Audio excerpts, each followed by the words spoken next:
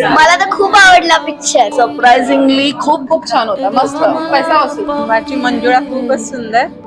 प्रेक्षक जे बोलतायत ते अजिबात चुकीचं नाही. तुंबडाची मंजुळा खरंच कमाल आहे. हॉरर आणि कॉमेडी इतकं भन्नाट मिश्रण खूप दिवसांनी मराठीत पाहायला मिळालं. या चित्रपटात मुख्य आधार आहे केशव आणि ओम भूतकरने या भूमिकेत अक्षरशः जीव ओतलंय. त्यांच्यासोबत गावातल्या सगळ्या समस्या सोडवणारा रवी यांना म्हणजेच जितेंद्र जोशी. त्यांची स्क्रीन प्रेझेन्स प्रत्येक सीनमध्ये जाणवते. सुरुवातीला केशव आणि दर्शना याची प्रेमकथा दाखवलेली आहे. मस्त कॉमेडी आणि असे जोक स्किट हिटरवर हसू पसरतो. कोण असतो त्यात थरारसारखी गाणी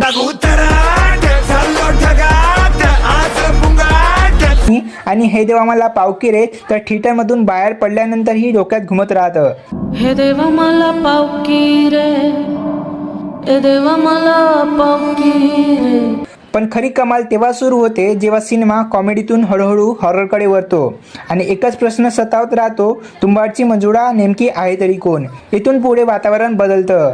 अंगावर काटा आणणारे प्रसंग, रहस्य आणि सई तामणकरची जबरदस्त रहस्यमय एंट्री ती जेव्हा जेव्हा स्क्रीनवर येते तेव्हा एक वेगळाच अनुभव मिळतो. सगळ्याच कलाकारांनी अप्रतिम काम केलंय. कोकणाचं सुंदर चित्रण, दमदार बीजीएम, मस्त गाणी, कॉमेडी प्लस हॉरर आणि भावुक करणारा शेवट सगळंच एका पॅकेजमध्ये मिळतं. आणि एक गोष्ट नक्की, या सिनेमाचा शेवट तुम्ही सहज विसरणार नाही. म्हणून माझं एकच म्हणणं आहे, हा सिनेमा फक्त ऐकू नका, थेट थिएटरमध्ये जाऊन अनुभवून या.